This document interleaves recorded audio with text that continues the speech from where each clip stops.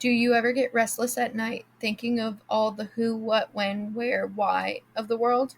We do too. Hi, we're best friends for over 10 years and happen to both be named Skylar. Thank you for joining us to talk about our midnight trips down the rabbit hole topics. If you are here listening from the start, thank you. We are excited to be able to pool our passions for history together and be able to learn about new topics and educate others. And with that, let's get into today's topic. We believe that even if a subject matter is upsetting, and this is, it is important to stay knowledgeable and be informed so that future potential events can be avoided. Don't worry, we will not go extensively into the disturbing details. Unfortunately, while researching, we found pretty gruesome pictures of his little body when it was found. We will not be putting that picture up out of respect, but if you are interested, they are out there. We know back in those days people regularly took pictures post-mortem, but to us a life was lost and we intend to respect him and the family regardless of some of the theories out there surrounding his highly publicized case. This was your warning. Now back to your podcast. So what do a baby monitor, an aviator, and a parent's worst nightmare have in common?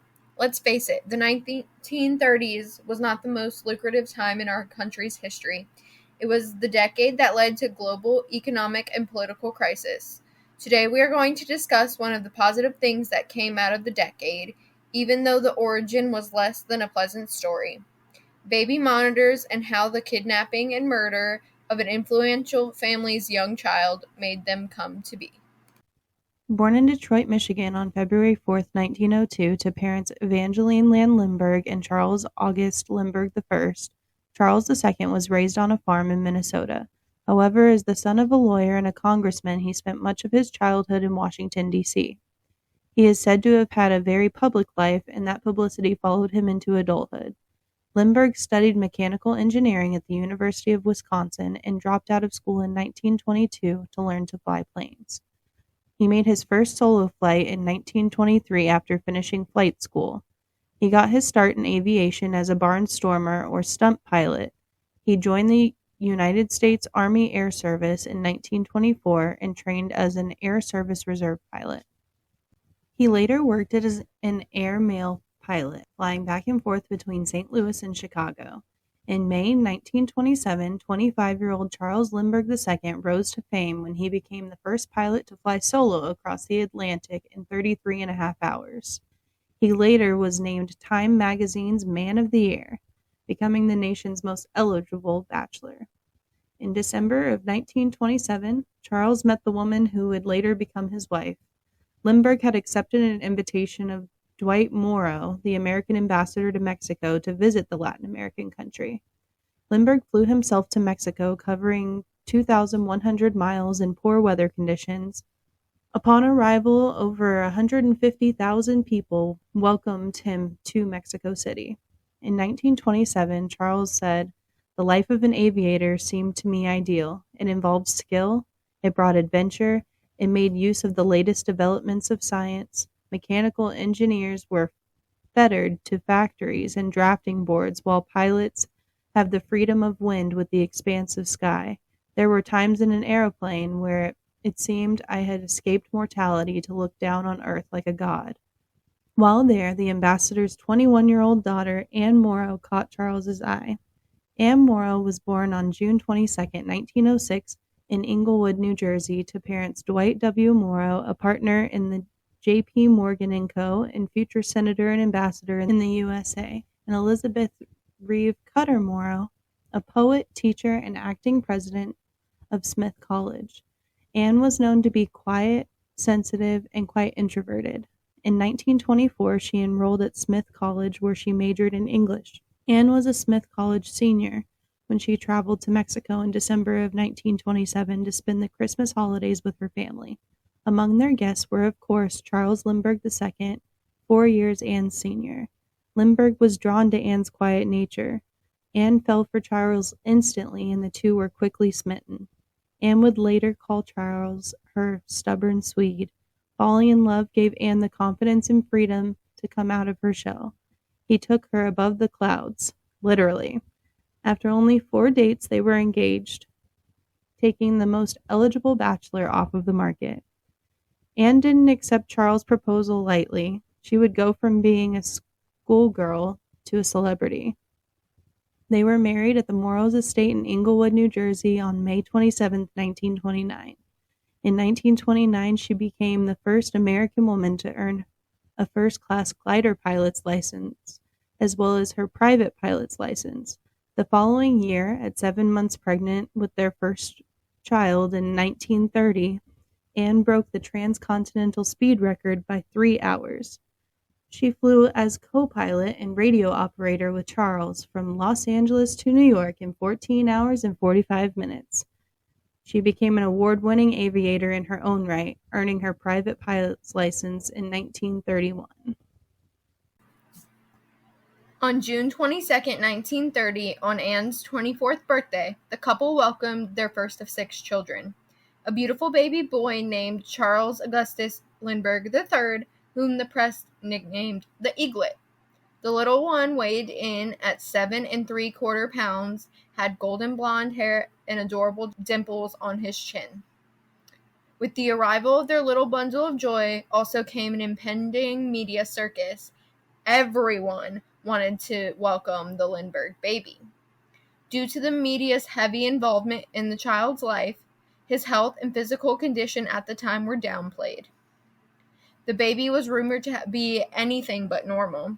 There were several issues that the child had been plagued with according to medical records, such as a large cranium due to unfused skull bones, as well as epilepsy, and a rickets-like condition that affected the development of bones. The health issues required large doses of vitamin D and daily exposure to a sun lamp kept at his cribside. After the baby's birth, the lone eagle wanted to fly, and he wanted Anne to fly with him. She was not only his wife, but his co-pilot and trusted colleague in his travels. She mapped his air routes, and they agreed they were not going to be held back by parenthood.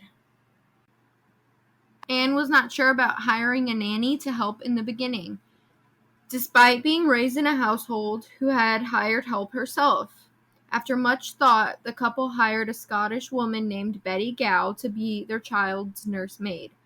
She was his primary caregiver for long stretches at a time and was very often the first person he called for when in need of comfort. The only person besides his mother that he clung to when he was approached by strangers. Soon after becoming the caregiver for the child, Betty began seeing the very strong opinions that Colonel Lindbergh carried in regards to raising the child, and she didn't necessarily agree. Lindbergh believed that children should not be coddled, a belief that was supported by the Watson method, a parenting theory in vogue at the time, which firmly discouraged mothers from giving too much love, because he believed it would make the child become weak and dependent. To encourage the baby's independence, Mr. Lindbergh built a pen out of chicken wire in the yard. He then placed the baby in the pen with a few toys and left him there for hours. When the baby cried, Betty would speak to Anne, and Anne would just say, "Betty, there's nothing we can do." It's unclear if she meant that they could not defy the method or that they could not defy Colonel Lindbergh. The couple had settled on a beautiful, sprawling 390-acre estate and built a 2-story French country home in the rural outskirts of Hopewell, New Jersey in 1932. They had very few neighbors and coverage of trees surrounding the home. The home was secluded about a half-mile from the road, with very few neighbors and in a densely wooded area. The property was perfect for the little family who were hoping to stay out of the limelight. Due to the property being under construction still, the couple would stay in Englewood with Anne's parents during the week, and on the weekends the family would spend their time at a small farmhouse they had rented to watch over the property's construction. The Lindberghs had a very established routine that seemed to work for their little family while the project was progressing. On Tuesday, March 1st, Charlie caught a cold, and Anne was starting to feel under the weather herself, so she called Betty Gow to ask if she could come to the farmhouse home to help with Charlie. Due to him becoming ill, the Lindberghs decided not to go back to the city on Monday for the first time ever. It seems reasonable enough. The baby is sick. It would be better not to travel with him. Additionally, Charles was scheduled to speak at New York University that day. He always loved to speak in public, but that night he decided to cancel and go back to Hopewell after telephoning home and being informed of the child's health being a problem that day. Betty Gow had rubbed some cough medication on the baby's chest to prevent him from having congestion around 7 o'clock, and Betty and Anne put Charles Jr. to bed following. He was dressed in a woolen sleeping suit and tucked under a blanket fastened to the mattress with safety pins. He liked to suck his thumbs, so a thumb guard was placed on each of his little thumbs. Betty and the Lindberghs went on about their separate tasks for the night. At 7:30 p.m., Betty checked on the baby. He was sleeping in his crib and accounted for. Later, while Charles was reading in the study below the nursery, Lindbergh stated that he heard a sharp cracking sound, as if a tree branch had broken. Since it was a windy night, he thought nothing of it. At 10 p.m., Betty Gow went to check on the infant before heading to bed herself. This is when she discovered that baby Charlie was gone. At first, though, Betty assumed that Anne or the Colonel must have had him, but after checking with them, neither had seen Charlie. Their panic started to escalate. The three of them swept the rooms. Lindbergh grabbed a rifle and checked the grounds. An interesting event is also something to think about prior to this event. Just a few months before, Charles actually hid the baby in a closet and proceeded to tell the entire household the child had been kidnapped. It was more than a half hour before Lindbergh, amused, admitted his prank to his panicking wife and pulled the child back out of the closet. I just cannot. It would be a funny joke regardless of the events that happened after the prank, but this is just ridiculous. When baby Charlie was discovered missing from his crib, the baby's nanny, Betty Gow, was the first to approach Lindbergh and ask if he had taken the baby due to the events prior. A frantic search turned up nothing. Charles quickly called the New Jersey State Police at around 10:25 p.m., stating, "This is Charles Lindbergh. My son has been kidnapped." Suspecting a prank call, Lieutenant Dunn called back to confirm the identity of the caller. When he had heard the same voice, he assured Lindbergh, "Men are on the way." First on the scene was the Hopewell police chief.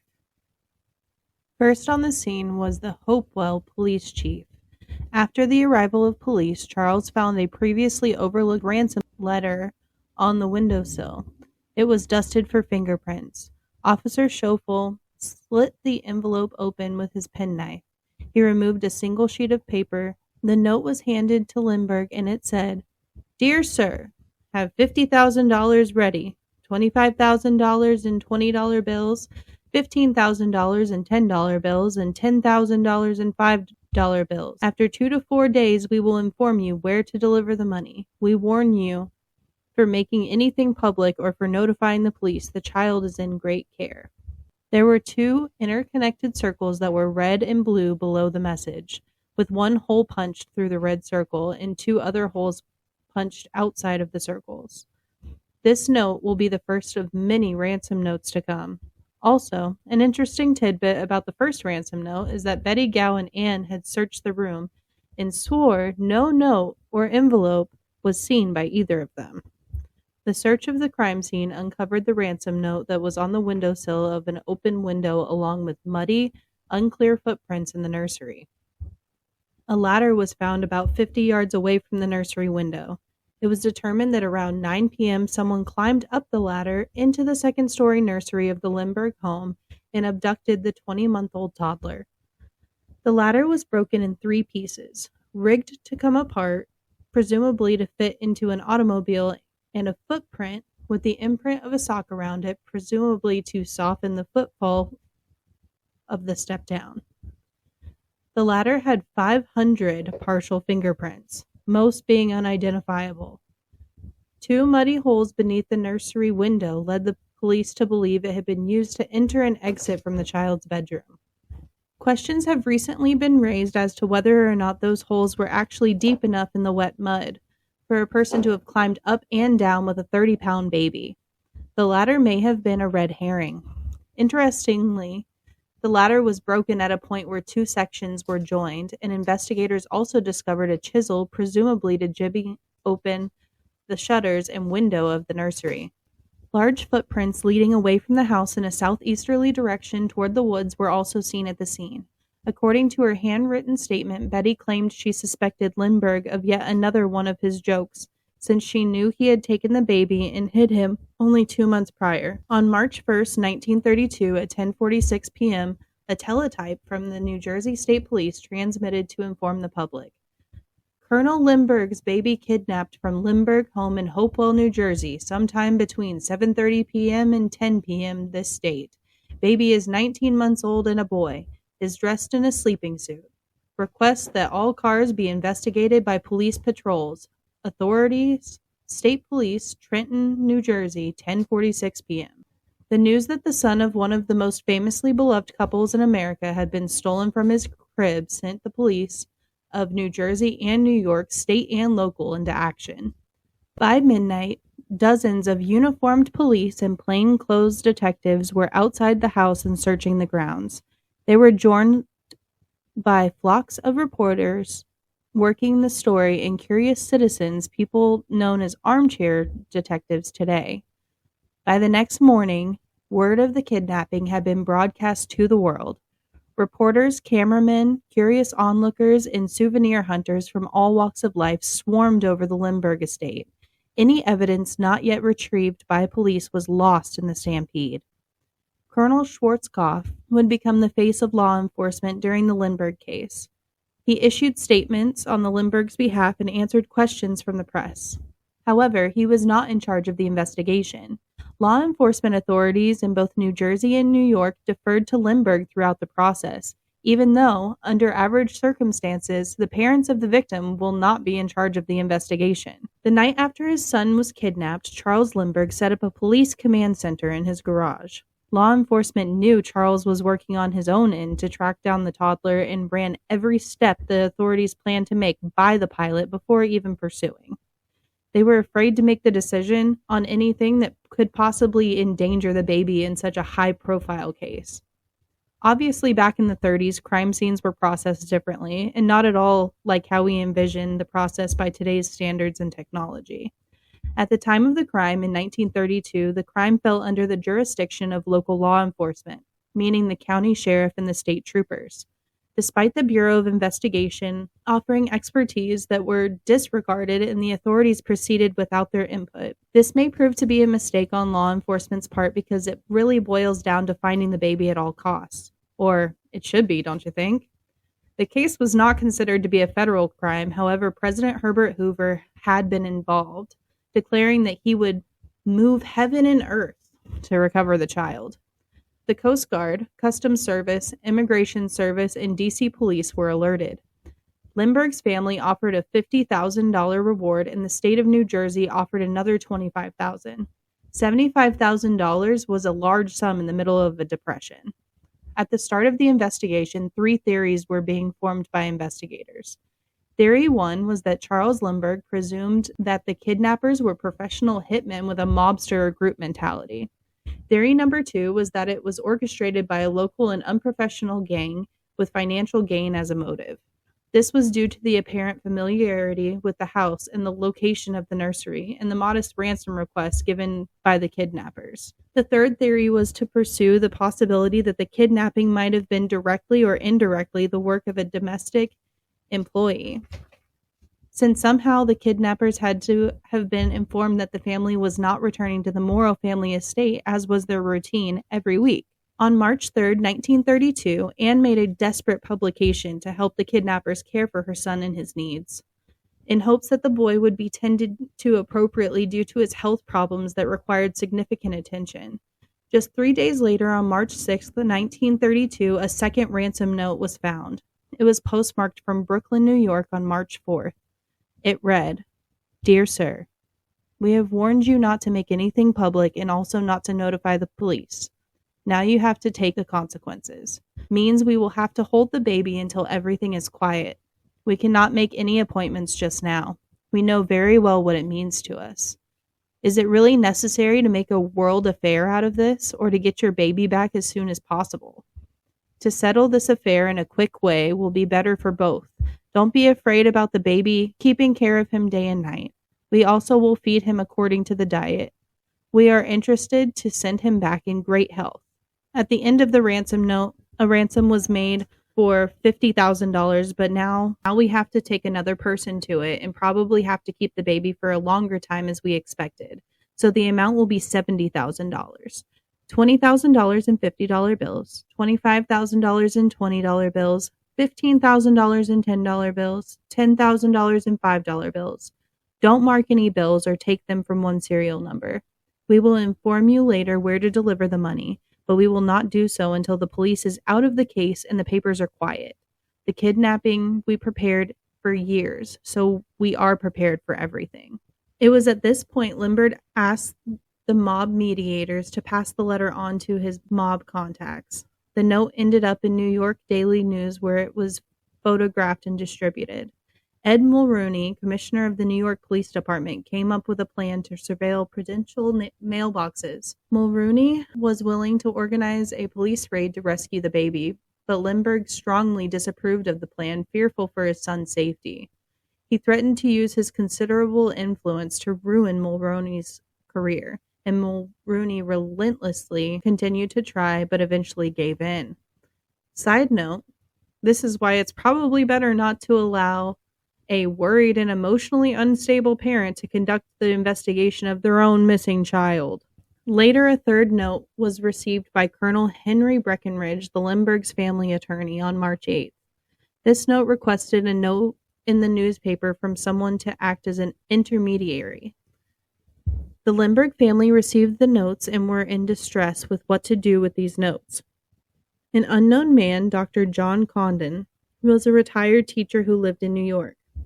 After the story of the Lindbergh kidnapping broke, Condon wrote to his favorite newspaper, the Bronx Home News, to publicly offer his services to help recover the lost child. Dr. Condon also offered up an additional $1,000 for the safe return of little Charlie. His letter appeared in the March 8, 1932 edition, exactly 1 week after the kidnapping. This seemingly impulsive and odd move on Condon's part might have seemed like it would amount to nothing, but the kidnappers saw his letter on March 9th, and a fourth note was given to Dr. Condon. The note agreed that he would be the go-between. The note said, "Mr. Colonel Lindbergh Hopewell, dear sir, Mr. Condon may act as a go-between. You may give him the $70,000, make one packet the size will be." A drawing appeared to show a size of 7 by 6 by 14 inches. "We have notified you already in what kind of bills. We warn you not to set any trap in any way. If you or someone else will notify the police, there will be further delay. After we have the money in hand, we will tell you where to find your boy. You may have an airplane ready. It is about 150 miles away. But before telling you the address, a delay of 8 hours will be between." The letter he received had the symbol the same as the other ransom notes, 2 overlapping circles with 3 holes punched inside them. With Lindbergh's blessing, he communicated with the kidnappers by placing cryptic messages in the newspaper, the New York American, signing himself as Jaffe, a name based on his initials JFC. The kidnappers communicated through notes which were delivered to the house. Those notes in turn contained instructions for where to find other notes which would direct Condon to a meeting place. On March 10, 1932, Dr. Condon was given $70,000 in cash as a ransom. He immediately began to negotiate the payment of the ransom through the newspaper. On March 12th, Dr. Condon received an anonymous telephone call and a 5th ransom note. The note was delivered by a taxi driver named Joseph Peroni, who claimed the note was given to him by a stranger. The note informed the doctor that another note would be found beneath a stone near the subway station. When found, this note said, "Mr. Condon, we trust you, but we will not come to your house. It is too danger. Even you can note if police or Secret Service is watching you. Follow this instruction. Take a car and drive to the last subway station from Jerome Ave. Here, 100 feet from the last station on the left side is an empty Frankfurter stand with a big open porch around. You will find a notice in center of the porch underneath a stone. This notice will tell you where to find us. Act accordingly. After 3/4 of an hour, be on that place. Bring money with you." Dr. Condon followed the instructions and found the 6th note that instructed him to cross the street, and follow the fence from the cemetery direction to 233rd Street. I will meet you there.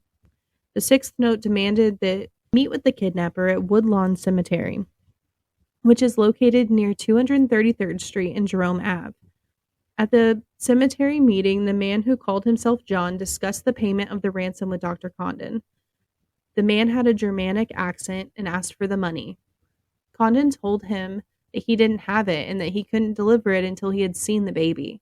John said that he could not let him see the baby because number one would be mad, but agreed to give Dr. Condon evidence, the baby's sleeping suit, by Monday morning to prove he had had the child. John wore his hat pulled over his forehead and his coat collar turned up, but Condon later provided a description for a composite sketch. Despite John not having the baby with him and Condon having no ransom money at the first meeting, they agreed to meet again. After the first meeting with Cemetery John, the child's sleeping suit was mailed to Condon like John promised. A meeting paying the ransom was then arranged. 2 packages of bills were made, both containing gold certificates, currency that was still based on the gold standard. At Lindbergh's request, the ransom money was not marked as the kidnappers had warned him not to, but investigators kept note of all of the serial numbers. Investigators knew that next year all citizens were required to exchange gold certificates for regular greenbacks because people were hoarding gold during the Depression, which drained the country's gold reserves. That meant the kidnapper would have to deposit or spend his gold certificates, increasing the chance that someone would spot a matching serial number. Following the interaction, 3 more similar ransom notes were sent leading up to March 29th when Betty Gow, the Lindbergh nanny, found the infant's thumb guard worn at the night of the kidnapping near the entrance to the estate. The next day, a 9th ransom note was given to Condon, followed by several other notes stating that the family had nothing to worry about and the baby was safe and that they would plan a meeting time soon. The 12th note agreed on another meeting to occur that night at St. Raymond's Cemetery. Dr. Condon met with whom he assumed was John, hoping to reduce the ransom demanded to $50,000. Condon walked among the tombstones while Lindbergh, armed with a pistol, waited in the car. No one else seemed to be around. As the doctor returned to the car to tell Lindbergh that John was not there, a voice called out, "Hey, doctor!" Both Condon and Charles heard the voice. The mysterious Cemetery John called out again, "Here, doctor! Over here! Over here!" Condon returned to the graveyard and saw a figure. He followed, lost him, then was startled when a crouched figure said, "Hello?" It was John. After some discussion about the whereabouts of the baby, Condon returned to the car to get the money. Dr. Condon gave the man $50,000 in gold certificates in exchange for a 13th note and a receipt. The man made sure to tell Condon that the letter should not be opened for 6 hours. He said the baby was all right and was being safely kept on the boat called Nellie. John disappeared into the cemetery and Condon returned to the car and Lindbergh then drove away. This note read, "The boy is on boat Nellie. It is a small boat, 28 feet long. 2 persons are on the boat. They are innocent. You will find the boat between Horseneck Beach and Gay Head, near Elizabeth Island." Authorities searched near Martha's Vineyard area twice for the boat, but the search was unsuccessful. No one else had seen this mysterious John, but Dr. Condon insisted he could positively identify the man if he met him again. The massive publicity in this case was more of a crutch than a help. Tips came in from all over the world. There were sightings of the baby being reported from England, France, South America, and India, but the unfortunate truth was he had never really gone that far from home and would soon end up being discovered. Tons of registries of boats were examined in hopes to locate the boat Nellie, on which the baby was supposedly on, according to the 13th and last ransom note handed to Dr. Condon. Investigators were buried in misinformation provided by well-meaning but uninformed individuals, crazies, and publicity seekers as well. This is always unfortunate in cases like this where they're high profile because it, in retrospect, is a giant waste of time, but you don't know what you're actually going to find that's valid, and everything kind of has to be checked out. With very few viable leads to go on, by July 1932, the puzzling facts of the case convinced the police that it must have been an inside job. The natural conclusion was that someone, such as a servant with inside knowledge of the Lindbergh family's schedule, had to have tipped off the routine being in a different location due to the fact that that was completely against the family's schedule. Inspector Walsh, who was on loan to the New Jersey State Police, agreed with Lieutenant Keaton about the high possibility that the kidnapping must have been an inside job, particularly because the kidnappers knew both that the Lindberghs were changing their habit and not returning to Inglewood, but also exactly which room the nursery was, which bothered Walsh significantly in this case. Betty Gow, the nanny, was intimately involved with the event at almost every point. She was the last person to see Charlie alive and is the first to discover he was missing. Perhaps, not surprisingly, at the start of the investigation, the finger was pointed at her and her boyfriend, Henrik Red Johnson, a Norwegian sailor that she hadn't known very long and who had just moved to Jersey to be near her. By Red's own admission, he knew where the family was staying. He stated, "I am Betty's boyfriend. I also knew where the baby was on March 1st because Betty had to break a date with me. When the police picked me up, they found out that I had a green Chrysler coupe. This was a problem because a local resident said that he had seen a green car near the Lindbergh house on the day of the crime. Inside my car, the police found an empty milk bottle in the seat. I told them that I drink lots of milk and that I usually toss the empty bottles in the back seat. I've never had a criminal record, but I am an illegal alien." Due to Betty's closeness to the case, she was turned into a media fixation. She was quickly cleared of any blame, but an understandably traumatized Miss Gow left her job and returned to Scotland until the trial. At the point of the investigation with Betty cleared, suspicions then fell upon Violet Sharp, a 28-year-old British household servant on the Morrow estate. She knew about the Lindberghs' plans. Violet was scheduled for questioning on March 10th. Without Violet's knowledge, the police searched her living quarters before even questioning her. Violet had many names and addresses, business cards, letters, and a savings account book which showed her savings to be $1,600 with a salary of only $100 a month. Some have speculated how she would be able to save that much money in only 2 years. She was known by her friends for saving most of her money, but it was still in question. When questioned about her movements on March 1st, she said her affairs were private. She said that on Tuesday, March 1st, Anne Lindbergh called the Morrow household to ask for Betty Gow to return to Hopewell because the baby had a cold. She was inconsistent in her testimony of her actions and whereabouts on the night of March 1st, 1932, and acted extremely nervous and suspicious when she was questioned. This led investigators to put the spotlight directly on her. On June 9th, police questioned Violet. After hearing an anonymous tip of an affair, the detectives asked again of her whereabouts on the night in question. He brought along a photograph of a man named Ernest Brinkert and asked Violet if this was the Ernie she dated on March 1st. Violet agreed. Violet Sharp had become so hysterical during questioning that Walsh and Schwarzkopf were sure they were onto something. Which they were technically. She was, by all intents of purposes, hiding something, but it wasn't exactly what they expected her of. They called the Morrow estate to inform them that they would be coming for further questioning of Violet. Violet's further questioning, however, was scheduled for the next day and would never happen. She went upstairs after hearing the news of the questioning and went to her room and poisoned herself with cyanide. She walked downstairs to a chambermaid named Emily Comparian, started to speak, and fell forward. Violet was dead within minutes. After her death, the man that Violet had been with, as well as the other couple that was with them, had corroborated her story. She had been telling the truth, but could not admit the affair that might cost her her position at the Morrow estate and jeopardize her relationship and a reported engagement to the butler Septimus Banks. Another strange person involved in the case, who Walsh considered to be the most suspicious, was John F. Condon, the self-appointed middleman. A few days after Violet Sharp's suicide, Condon was brought in for questioning. Despite hours of questioning, he was released. During July and August, Schwarzkopf and his men tapped Condon's telephone, opened his mail, dug holes in his yard, and stripped the wallpaper in his studies. During the next year and a half, unfazed by the suspicions around him, Condon reviewed thousands of mugshots looking for Cemetery John. A year after the kidnapping, in order to show his support, Charles Lindbergh invited Condon and his daughter to dinner at the Morrow estate.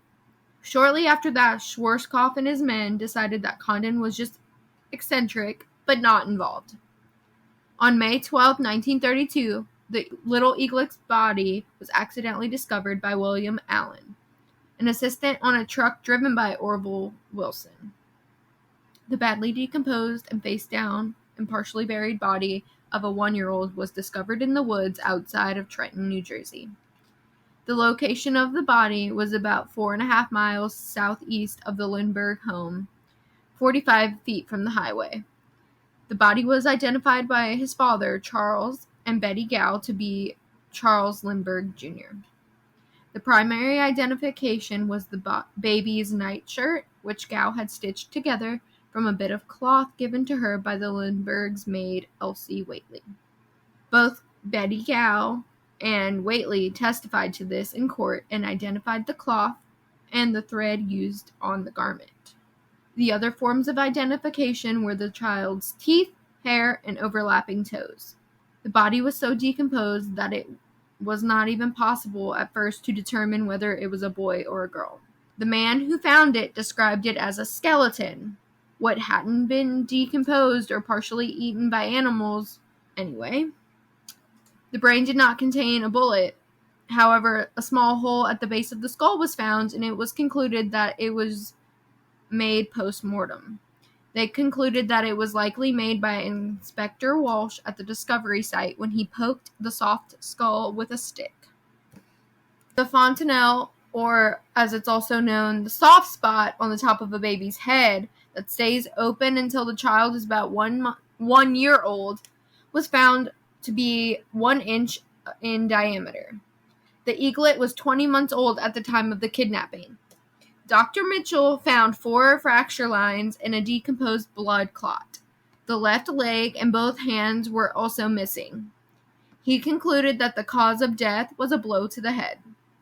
The baby could have been murdered in his room, since the baby's fractured skull does not bleed, or he may have been dropped while the kidnapper was trying to carry him down the ladder. The coroner's report stated that the body had been deceased and left in the elements for over 2 months. Less than 24 hours later, and an hour after it had been identified as Charles Lindbergh, Jr., the remains were cremated almost immediately at the instance of his father.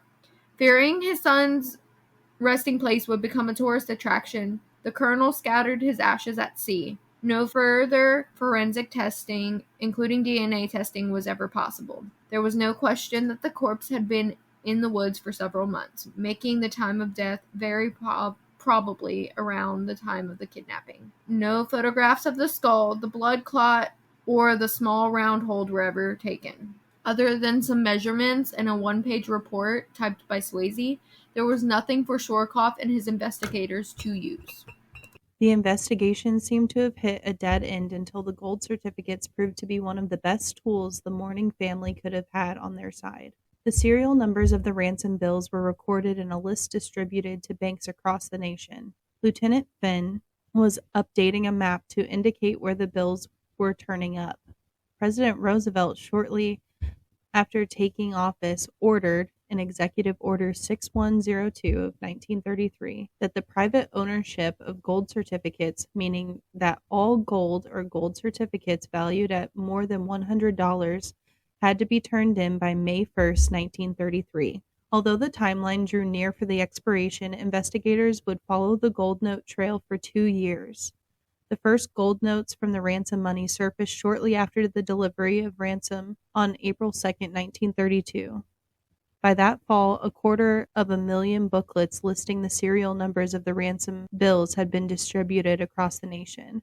On May 1st of 1933, $2,980 of the ransom gold notes was turned in to the Federal Reserve in New York City. The deposit slip for the exchange of the currency was signed by J.J. Faulkner. There was no description of J.J. Faulkner or his whereabouts, and this still remains an unresolved component of the case to this day. From time to time, ransom bills turned up on a slow but fairly regular basis. Finally, a break in the case came on September 15, 1934.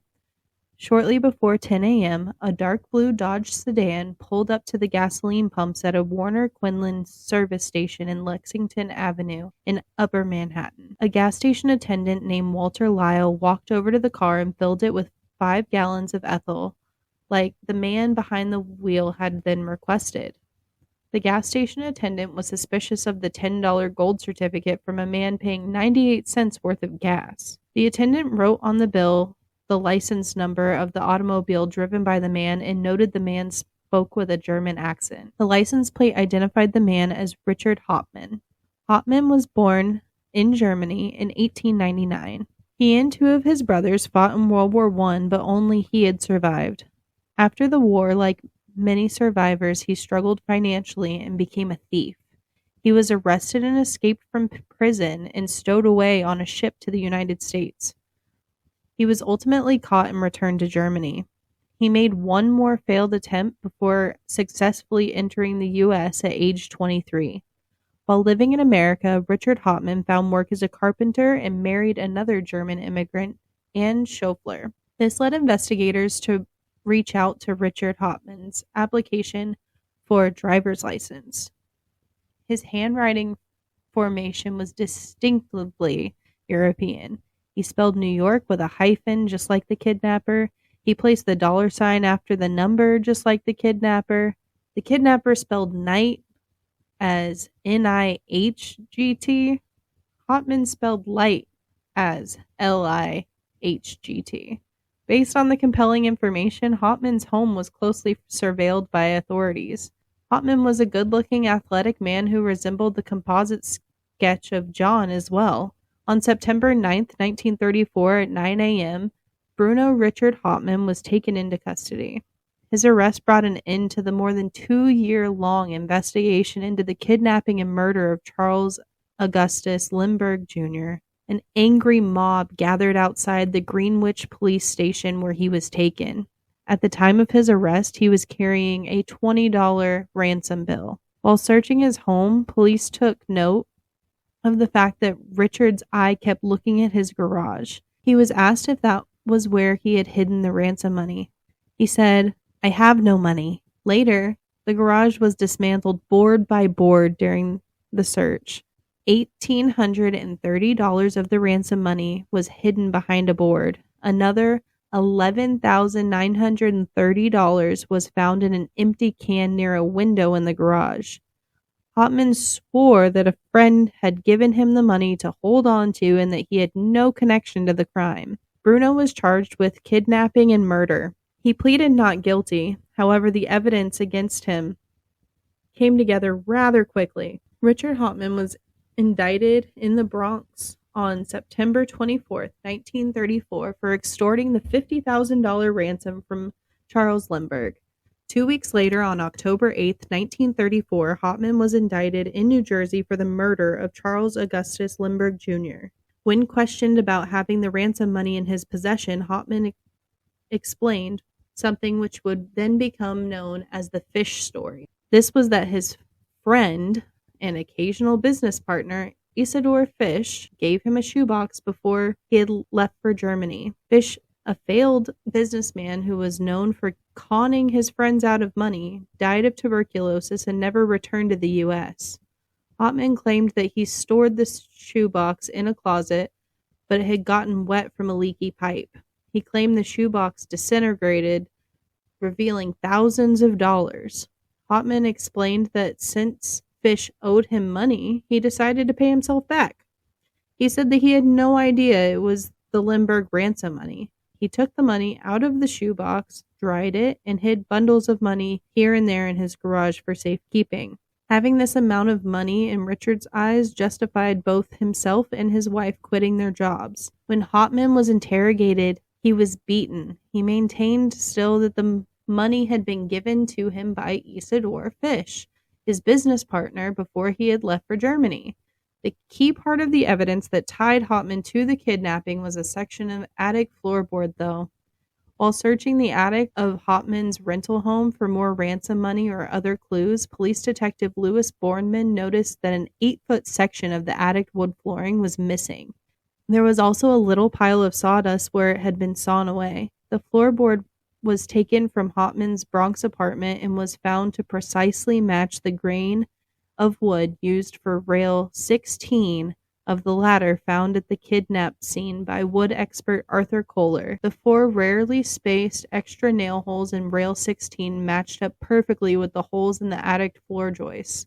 Hauptmann had worked part-time at the Bronx lumber yard, which sold some of the wood that was also used for the ladder. The kidnapper's ladder was made with 8 penny nails from the Pittsburgh Steel Company. Hauptmann had a keg of those nails in his garage. Kohler matched the nails and nicks and groove marks made by Hauptmann's hand planer to the nicks and grooves on the wood used in the kidnap ladder, much as ballistic experts would match bullet scratches to the barrel of a particular gun. Hauptmann had worked very little since the time of the kidnapping and apparently had not resharpened his planer, which still retained the distinct series of nicks on the blade. Several jurors said after the trial that wood evidence was the most significant thing that proved Hauptmann's guilt. Richard had a criminal record in Germany, with one of his previous convictions involving a second-story job using a ladder. Millard Wooded, a logger who lived a mile from the Lindbergh house, said that he saw Hauptmann around the Lindbergh estate on 2 different occasions in the days before the kidnapping. In the search of his apartment by police, one item was found with a notebook that contained a sketch for the construction of a collapsible ladder similar to the one that was found at the scene of the crime in March of 1932. Another piece of convicting evidence in court was that Condon identified Hauptmann as John, although at the police lineup he said that he was not John, and he was seemingly being pressured to say this in court. This change in his identification causes many to wonder whether Condon had a secret that the cops could have charged him with, or if something else was going on.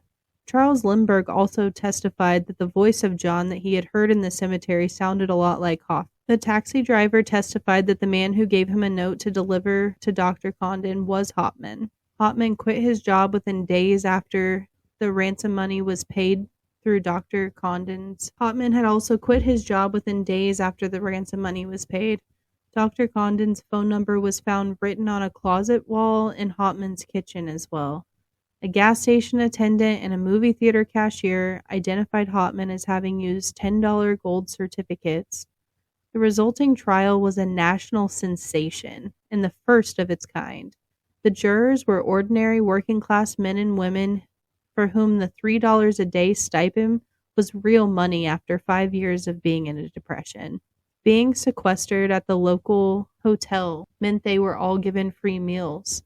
In addition, there was the glitz and glam of seeing the Lindberghs up close and personal, as well as glimpses of America's top journalists, such as Walter Winchell and Damon Runyon, in town to cover the court proceedings, and also the ability to catch a glimpse of the many Hollywood stars who were also there for the trial. The trial of Bruno Hauptmann and the Lindbergh baby kidnapping was one of the first cases based on forensic evidence, and the evidence still holds up today. The prosecutors used fingerprint specialists, handwriting experts, and a xylotomist, a wood structure specialist. Hauptmann's trial began on January 3, 1935 in Flemington, New Jersey, and lasted 5 weeks. However, the publicity was not created by the prosecution or the Lindberghs and was just as often a burden on them as it was on the defense. For example, the newspapers broke the news that ransom money was being tracked by serial numbers, and this was idiotic because it would have alerted the kidnapper to stop passing bills if it wasn't the suspect that they were already accusing. The prosecution's case was not particularly strong by today's standard, nor was this a fair trial by any means. The defense was prejudiced against Hauptmann as a foreigner and a German. Willens, the prosecutor, made snarky remarks such as, "Hauptmann wouldn't be an American. No American gangster and no American racketeer ever sank to the level of killing babies. Ah, no. Oh, no. It had to be a fellow that had ice water in his veins, not blood. The prosecution brought surprise witnesses without giving the defense time to prepare, handing over all evidence that may be exculpatory was not explicitly required of prosecutors until 1963 with the Brady case. However, this is still ridiculous. While no one witnessed the crime or saw Hauptmann with the Lindbergh child, Hauptmann being identified by several witnesses was just enough for the jury. When on the stand, Hauptmann himself looked disorganized, ill-tempered, and arrogant. The defense suggested that Violet Sharp, the maid who committed suicide, and Isidore Fitch, the dead business partner, were the real kidnappers in the case, but they couldn't take part in the forensic evidence of the kidnapping notes, the ransom money, and the ladder. I don't care about handwriting. I don't care about anything about Wood. Riley, the defense attorney, was angry, but his anger was in vain. It was a great defense, although eyewitness testimony was being used in the trial, and even though circumstantial evidence was what it ultimately sent Hauptmann to the electric chair. Observers were surprised when Riley conceded that the corpse found in the woods was the Lindbergh baby instead of trying to cast doubt on the identification. When it came to the latter, however, Riley recognized how dangerous that evidence was for his client and unsuccessfully tried to keep the latter out of court. The defense promised 7 experts would testify that Hauptmann had not written the ransom notes, but in the end could only produce 1, who argued that the letter formation and spelling peculiarities in the ransom notes were common among all Europeans, not just Hauptmann. On the other hand, the prosecution provided 8 handwriting experts who testified that only Hauptmann could have written the notes. Lindbergh's claim that he recognized Hauptmann's voice from the night at the cemetery 2.5 years earlier as being the same voice that said, "Hey Doc," seems extremely far-fetched. But Charles was the lone eagle, as the prosecution told the jury, and Lindy remembered that voice. And who is to say he didn't? Are you going to substitute your judgment for his? What is strange is that lawyers for both sides put some of the strangest and most random people on the stand. Major trials seem to attract eccentricities. People who appear at the last minute, people who claim to have been holding on to devastating evidence but never mentioned it to anybody until the cameras and crowds gather for the trial. These types of people want clout and recognition and have no interest in what's actually going on in the case. This phenomenon continues to happen today, almost 100 years later. At the Lindbergh trial, a man almost caused a mistrial when he stood up in the courtroom and yelled that he knew the identity of the killer and the Hauptmann was innocent. Judge Trenchard sent the jury out to begin deliberations at 11:21 on February 13th. The first jury ballot consisted of 5 for life imprisonment. The 5 voters were Pill, Snyder, Smith, Cravat, and Hockenberry. They voted again. This time, Snyder and Pill voted for death. The next time, Hockenberry changed his vote to death. A 4th vote, and Smith agreed to the death sentence. Finally, after 5 votes and many hours of arguing, Cravat voted for death. He said he was unsure about the death penalty because Hauptmann's life could not be returned if new evidence proved him not to be the killer years later. The jury spent 11 hours and 24 minutes in deliberation. During this time, Hauptmann was taken to a cell. Once he was released from the handcuffs, he fell. His face made contact with the floor. He was lifted to his little cot where he began to cry. At 10:28 that night, the courthouse bell rang, signaling that the jury had reached its decision. Richard was handcuffed to 2 guards and stand between them, silent and motionless, his face visibly white and anxious while he awaited his fate. A few minutes later, jury foreman Charles Walton announced, "We find the defendant, Bruno Richard Hauptmann, guilty of murder in the 1st degree." Judge Trenchard pronounced, "The sentence of the court is that you suffered death at the time and place and in the manner specified by law." A messenger inside the courthouse ran to a window and shouted the news to thousands of people who had been waiting outside. The courthouse bell began to toll. A great roar of victory swept over the crowd as they learned the jury had decided on the death penalty. Within a few minutes, Hopman was led away to his cell in a county jail. He did not even look in the direction of his wife, who sat a few feet away from him. She looked at him with red eyes but did not cry. Colonel Charles Lindbergh, who attended every session of the 32 court days of the trial from beginning to end, was not in court on the day the verdict was returned. He had returned to his home in Englewood in the afternoon. The defense appealed the verdict, and on October 9, 1935, the Supreme Court of the state of New Jersey upheld the verdict of the lower court. Hopman appealed to the Supreme Court and was denied on December 9, 1935, and he was set to be electrocuted on January 17, 1936. However, on the same day, the governor of the state of New Jersey granted a 30-day reprieve, and on February 17, 1936, Hopman was resentenced to be electrocuted during the week of March 30, 1936. On the day of his execution, the pardon court of the state of New Jersey denied Hopman's petition for clemency. Hopman consistently insisted on his innocence. Richard even turned down a newspaper offer of $75,000, more money than the ransom amount, that would be given to his wife and son to confess and name any accomplices in the murder. Any and all attempts to win a confession from Hopman proved pointless. Samuel Leibowitz visited Hopman's 3 times, trying unsuccessfully to convince him that his only chance of avoiding the chair was in confessing. He, however, succeeded in getting Hopman to speculate as to how a crime like this could have actually happened. Interestingly, Hopman said the crime would have had to have been committed by a gang of kidnappers, and that the person who entered the baby's room could have easily run down the inside stairs of the home and out the door. The day after sentencing, Hopman was interviewed in jail by reporters. "Are you afraid to go to the electric chair, Bruno?" one of the reporters asked. He replied, "You can imagine how I feel when I think of my wife and child, but I have no fear for myself because I know that I am innocent. If I have to go to the chair in the end, I will go like a man and like an innocent man." Richard Hopman's last statement on April 3, 1936 was, "I am glad that my life in a world which has not understood me has ended. Soon I will be home with my Lord, so I am dying an innocent man. Should, however, my death serve for the purpose of abolishing capital punishment, such a punishment being arrived at only by circumstantial evidence, I feel that my death has not been in vain. I am at peace with God. I repeat, I protest my innocence of the crime for which I was convicted. However, I die with no malice or hatred in my heart. The love of Christ has filled my soul, and I am happy in him."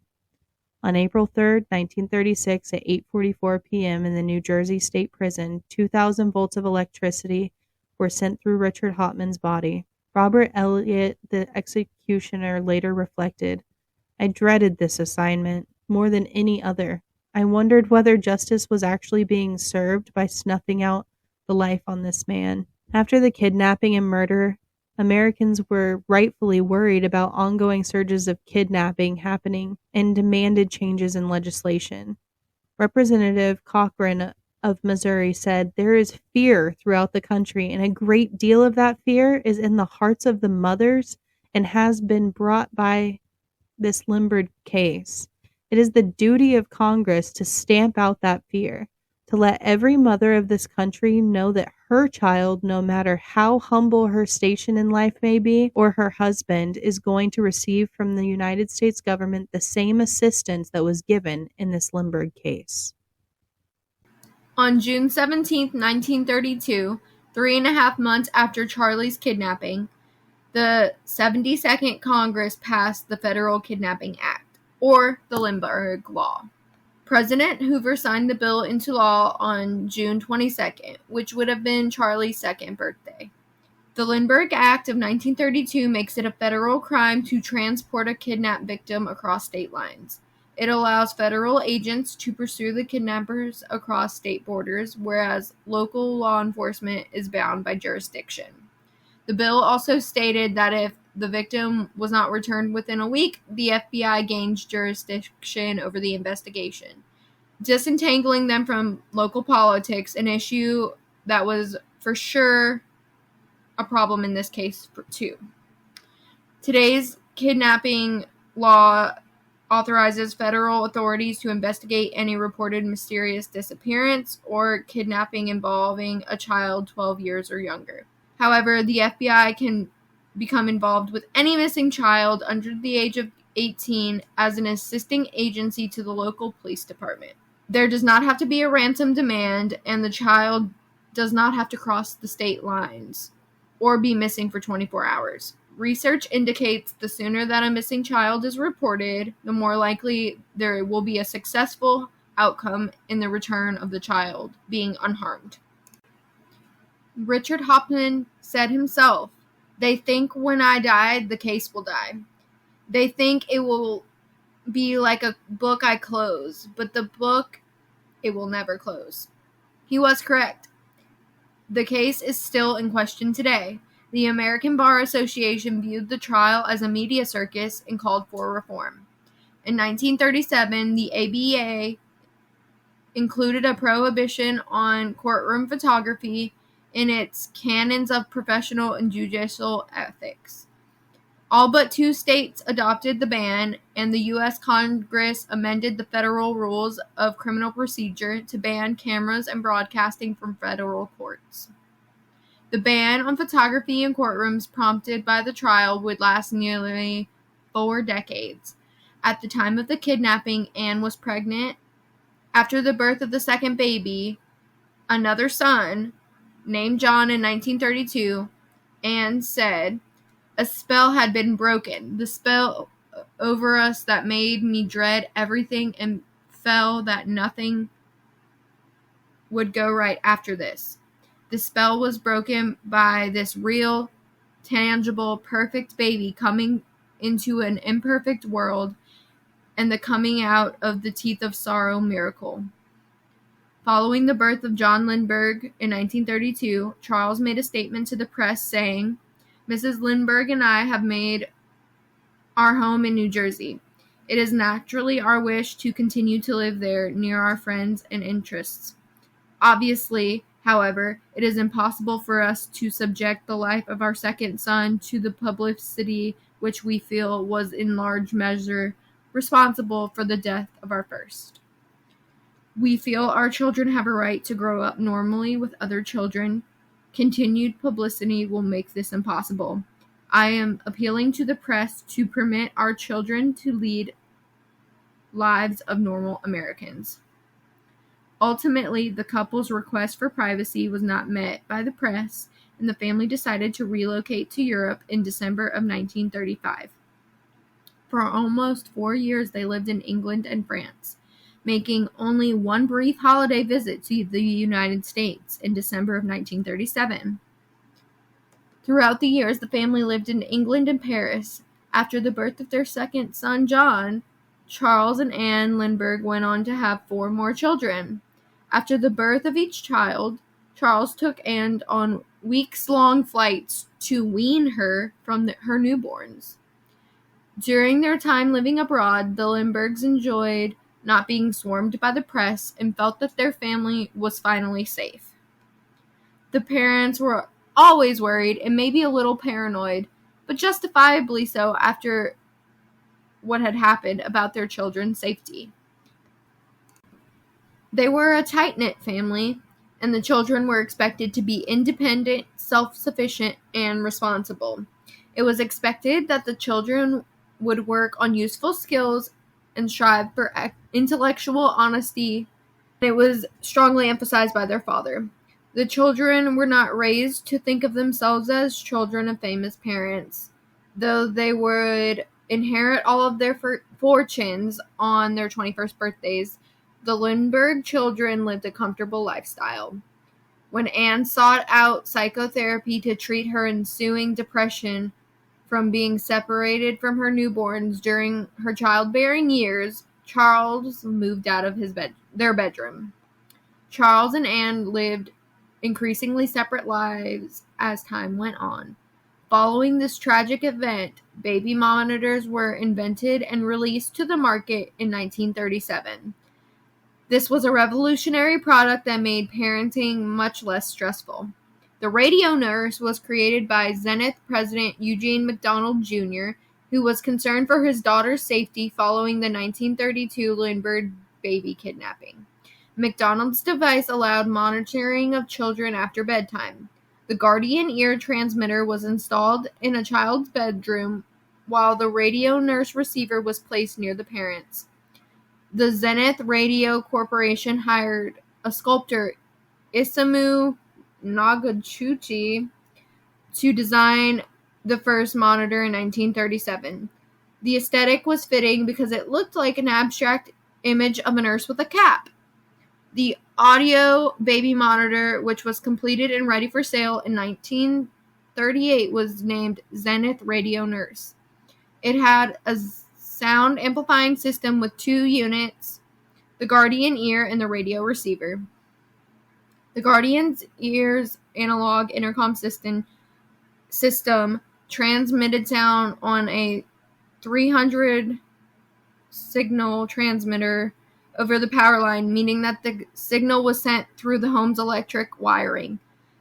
This communication was one way, and the Zenith Radio Nurse sold for $29.95 in 1938, which is the equivalent of $523 in 2019. It later cost $19.95, an equivalent of $325 today. This was quite expensive, especially considering the hardships going on in the 30s.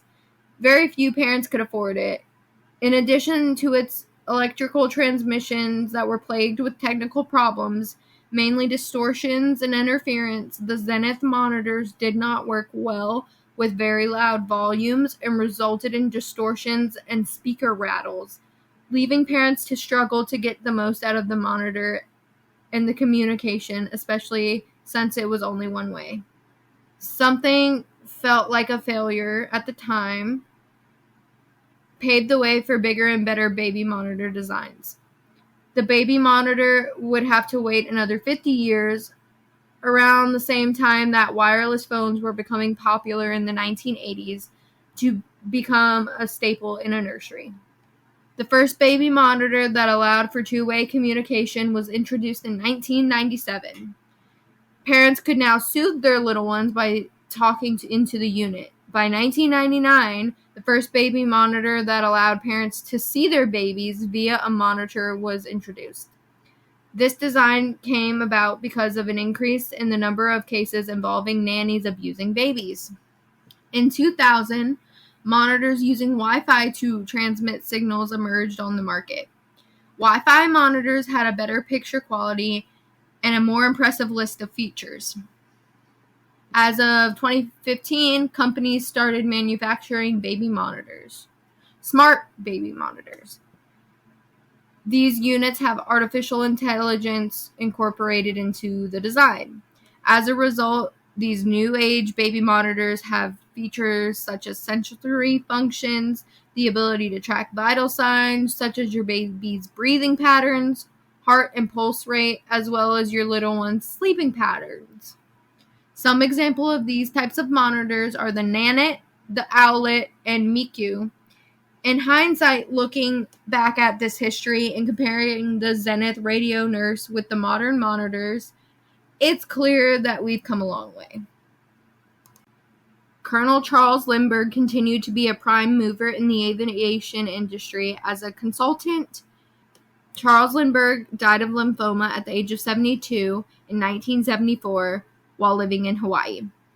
During her widowhood, Anne Morrow Lindbergh continued to write following her husband's death. She became involved with community service, her grandchildren and great-grandchildren. She was presented with many honorary degrees from institutions of higher education, including Smith College, her alma mater, and Amherst College.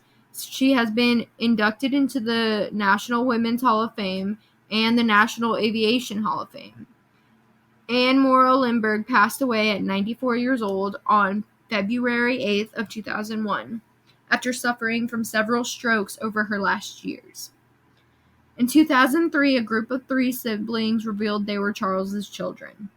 Unknown to his family back in the U.S., in 1957, Lindbergh, who was then 55 years old, met and developed a relationship with Bridget Hessheimer, a 31-year-old hat maker living in Munich, Germany.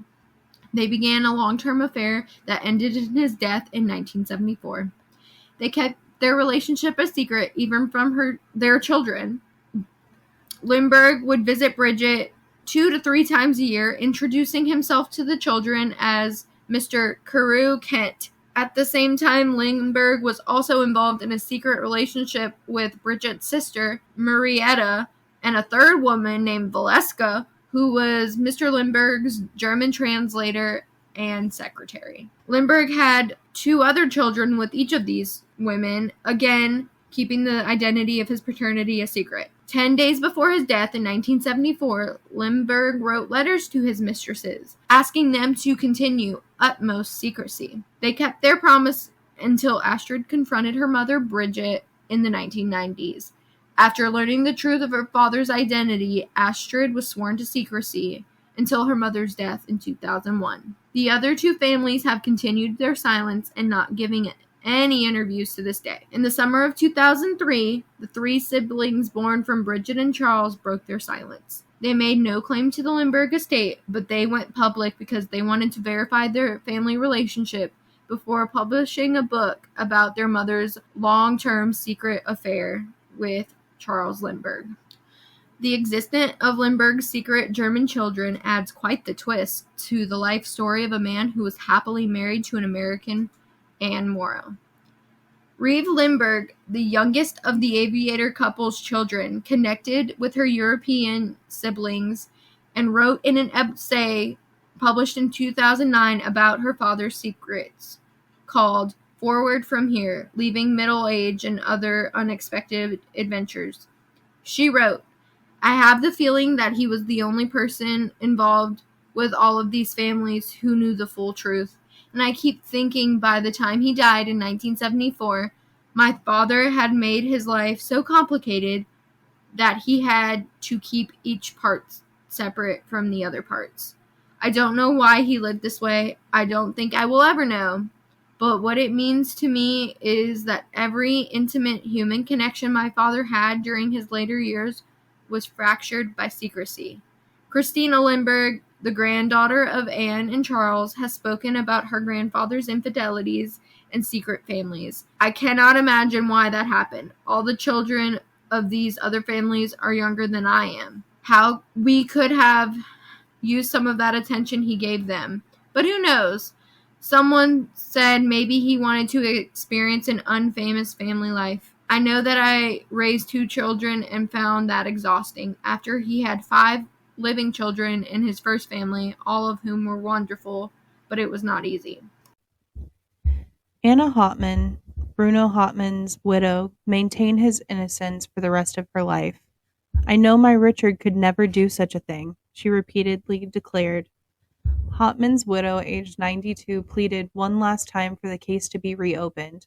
Robert R. Bryan, Anna's lawyer, told the New York Times that the evidence was faked and that witnesses were both pressured and bribed to support the state's case. Bryan, an anti-death penalty activist, had also done legal work for one of the Lindbergh baby claimants. Bryan declared that the trial of the century was the greatest fraud in U.S. legal history. Evidence gathered in recent years strongly suggests that at least 2 other men were involved in the kidnap plot, and that Cemetery John was in fact not Hauptmann. She never remarried, and she never forgot the man she called Richard. In his honor, she refused to say liberty and justice for all when she pledged allegiance to the American flag. Through the years, Miss Hauptmann maintained the same story, that on March 1st, 1932, the night the child was kidnapped, that nasty and cold night, as she called it during a 1991 visit to Flemington, her husband picked her up from the bakery where she worked, and the 2 drove to their home in the Bronx, where they stayed through the night. Anna Hauptmann's decades-long mission ended in a hospital in Lancaster, Pennsylvania, where she died at the age of 95 on October 10, 1994. This was the 69th anniversary of her marriage. Betty Gow was overwhelmed by the media attention she was receiving at the time of the trial and returned to Scotland.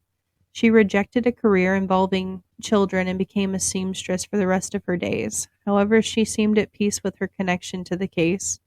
After the trial, she never spoke of her ordeal until one day in 1993 when a U.S. writer researching a book on the Lindbergh family knocked on the door of her house in Glasgow. In retrospect, it seems unbelievable that the Lindberghs would have ever suspected Betty of working with the kidnapper. There's nothing to support they ever thought it was the case, but it wasn't to her. In 1993, at the age of 88, she was interviewed by Lindbergh biographer A. Scott Burge. He told her that Mrs. Lindbergh sent her regards, at which point she just burst into tears. After returning to Scotland, Betty had sent a letter to the Lindberghs that had never been replied to. For decades, she believed they hated her and blamed her for Charlie's death. It is entirely possible that with all of their travels, the couple never actually received the letter. It seems understandable that Betty, the woman who cared for their child and loved him dearly, would have needed to hear from his parents that they believed it wasn't her fault. Many publications have been based on the case, including Agatha Christie's Murder on the Oriental Express. In the classic mystery, the detective investigates the murder of Samuel Ratchet. Years ago, Ratchet was behind the kidnapping of little Daisy Armstrong, but he escaped punishment. As the detective discovers, everyone on this train has a connection to the tragedy. Dramatically, members of the Armstrong family are revealed among the passengers as well as former staff members. This was no doubt pragmatic on Christie's part. A family can only have so many relatives, but her plot hinged not just on the loss of the kidnapped child, but the suicide of a servant suspected in the crime. The connections are always there when you look at things like this, but this one is a little bit more suspect. The Morrows and the Lindberghs insisted that they had complete trust in their domestic staff, but police were hesitant to rule anyone out at the time. Despite what we covered about Violet Sharp and her reasoning for being elusive, she is used in creating reasonable doubt in almost every situation. Some people theorize Violet knew more than she let on and kept her secrets with her even in death. Violet had hopes of marrying a fellow servant, Septimus Banks, the butler. However, he was rumored to be an alcoholic, and rumors suggested that Violet had aborted his baby previously. On the night of the baby's abduction, Violet was out with a man. By all appearances, she wanted to escape the life of a servant. She was in her late 20s at this time. She may as well have been a spinster. She had a bad reputation because of her relationships with men. Money earned by helping a kidnapper would be an easy way out for her. She could start a whole new life. She was one of the very few people who knew that the family would be at Hopewell that night. She also knew the layout of the house and the location of the nursery.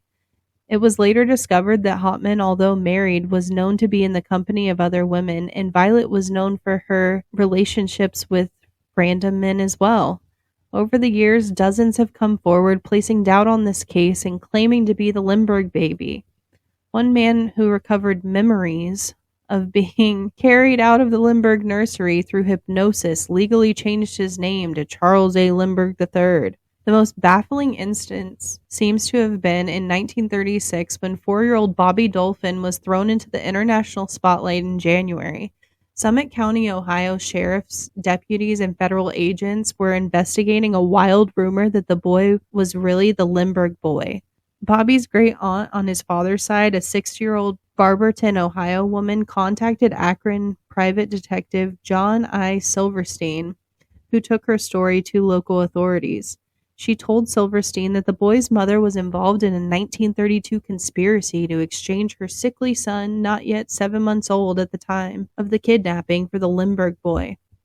Despite law enforcement thinking this was outrageous, they dutifully checked it out.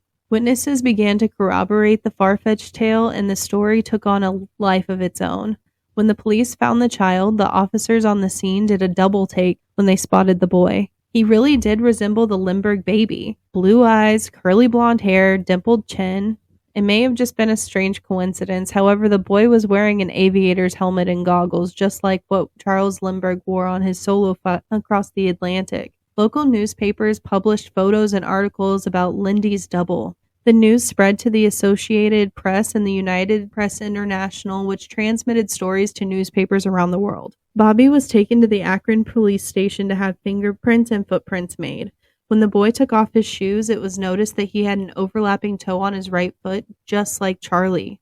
The Bobby Dolphin investigation screeched to a halt when Akron officials heard from Colonel H. Norman Schwarzkopf, commander of the New Jersey State Police. Funny how we recognize that name, saying that Bobby's fingerprints had been compared to prints taken from one of the Lindbergh baby toys and they hadn't matched. The New Jersey State Police conducted a review of the case in 1981. As part of their research, the police used an electronic microscope to analyze the clothes found on the baby's corpse.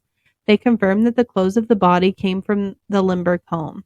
Very recently, in November of 2022, according to the New Jersey Monitor, a woman from Princeton sued the state to get access to evidence in the 1932 Lindbergh kidnapping case in a quest to exonerate Richard Hauptmann. In her complaint, she mentions that no forensic examination using modern DNA testing had actually been done on the stamps, ransom envelopes, or even the wood or ladder to match the floorboards of the Hauptmann's attic, where investigators said he got wood to build the ladder. She had filed public records requests for access to 14 sealed envelopes and 11 stamps. Police said Bruno Richard Hauptmann used on ransom notes, as well as wood from the ladder the kidnapper used to climb into the 20-month-old Charles Lindbergh Jr.'s second-floor nursery. The New Jersey Governor Phil Murphy's office rejected her request, saying they aren't the custodian of those records, while the state police and attorney general's office failed to respond or provide a written explanation of any denial according to the lawsuit. People who have studied the Lindbergh kidnapping case have suspected that Bruno Hauptmann did not act alone, and it would have been nearly impossible to commit the crime alone in the way that the evidence was found at the crime scene. To further prove this, according to the police reports, there were also 2 sets of footprints at the scene. Additionally, it would be impossible for anyone acting alone to have climbed the 30 inches or more from the top of the ladder to the window of the bedroom, grabbed the child, and then climbed back down the ladder holding the baby. The baby most likely was handed off to a secondary kidnapper at the top of the ladder. To some, another suspect on the list includes Charlie's own father, Charles Lindbergh. Whether or not Charles killed his son, either intentionally or unintentionally, is completely up for debate among those who believe this theory. He may have dropped his son from a ladder, killing him, then hid the body during a prank. The people who believe this act was intentional on Charles believe it was due to his eugenics beliefs. Proponents of eugenics argued that Europeans were the healthiest and therefore the superior. The Lindbergh's baby had health issues. Health is the key validity in this theory. Allegedly, Lindbergh was unhappy that his firstborn son was considered a weakling who had been diagnosed with an abnormally large head and may have suffered prenatal damage when Anne Lindbergh inhaled toxic fumes as the couple made a record-setting cross-country flight in April of 1930. The embarrassment of having a child with a vitamin deficiency and the implication of weak family genes led him to get rid of the baby in this theory. Of course, this is quite extreme, but the 1930s were crazy. People were easily shamed and afraid of their dirty secrets getting out. Just look at Violet Sharp. It doesn't help his case that according to the family's staff, Charles Lindbergh had pretended that the eaglet was missing prior to the event, something we just can't get over. I think we both really can't put our finger on it. There's just so much to this case. Every little detail seems to be relevant, either because it's factual or it distracts you from the cold, hard facts. The deeper I got into my research, the more distracted I felt. This might be because I'm a little squirrel-brained, but everywhere I turned, there was a new theory that came to a dead end. As you will come to find out about me, I'm not a very black and white kind of person. I'm more gray, meaning I see things from all angles, and it usually happens when I'm looking into conspiracy theories that I will see both ends of the spectrum. All I know is this is one of the first instances in the American judicial system that was very highly publicized, and the issue of free press and a free and fair trial conflicted each other. I do not think Richard Hauptmann got a free trial. I say that definitively. I do believe the evidence was mainly circumstantial, and that does not definitively prove Richard's involvement or sole involvement of the kidnapping and or murder. He may have been an accomplice either knowingly or unknowingly. I can admit circumstantially it doesn't look great for him, but that is not how the American judicial system was created to try and convict. It is just an awful that a sweet baby was killed at the root of this. As for who did it, I don't have a specific person in mind. I think there are several key players who are suspicious, including Richard Hoffman. I think there are a lot of puzzle pieces missing, and that whatever narrative someone goes with, there could be portrayable evidence to support the multiple directions the case could take, which is why there is reasonable doubt surrounding the culprit of the case, point blank period. The verdict, based on the evidence at the time, should have been different. I would love to believe a father wouldn't murder his own child and frame someone else for doing it. With that said, I'm not sold on that scenario anyway. I think in all reality, even 90 years later, we will never know. In the 1930s, unfortunately, there was not the technology that we have to find and archive evidence like we do today. If it came down to it and I had to come up with some kind of conclusion, I would say Richard could have been involved. I don't think he acted alone. I believe one person committing this would be impossible. It's entirely possible that he simply built the ladder and unknowingly or knowingly assisted in the kidnap. I think it's extremely likely that the baby fell and that was what the blunt force trauma to the head was. I would like to believe that whoever did this went into it not wanting to kill the baby. While in some cases I believe in the death penalty, especially when it's a clear-cut case, I do think the death sentence in this case was a huge mistake. I think it should have been used as a bargaining chip to gain information to catch the other parties involved. From my perspective, at least, one person got away with this. Honestly, I feel like Hotman had to have known something, otherwise the evidence would not have lined up as easily as it did for several of the things presented at the scene. The whole case, which had more information on it than we had any idea what to do with, was convoluted at best. Although, I do have some serious questions about whether or not the nanny was more involved in the crime. I would not blame her for a second for wanting to get the child out of a parenting environment as toxic as the one Colonel Lindbergh had created. I don't doubt that in this circumstance, many would not blame her had the publicity not been an absolute fiasco and fans being involved. The police involvement and confession and the lies involved in this case were where I was lost in the fact that the people who truly knew what was going on that awful day to that poor child will never truly be known. I am just glad that with the new technology in place to keep children safe, with monitoring, I can sleep a little better at night. That is, when we're not being kept up by the many thoughts of where, when, and why for our next topics. And with that, our first ever episode is complete. We really hope we did this case justice and gave the case a new light in a respectful way for everyone that was involved. Thank you for joining us for our Baby Monitor origin video. Let us know who you think the culprit in this truly convoluted case was. Thank you for listening and being a part of our first ever podcast episode. It is our plan to try to post episodes every other Wednesday. Stay tuned for clues every other Tuesday on our Instagram about the next video's topic. You can find all of our social media links on our link tree in the description box below. We hope to see you soon. Stay tuned for the next video. Thanks for watching.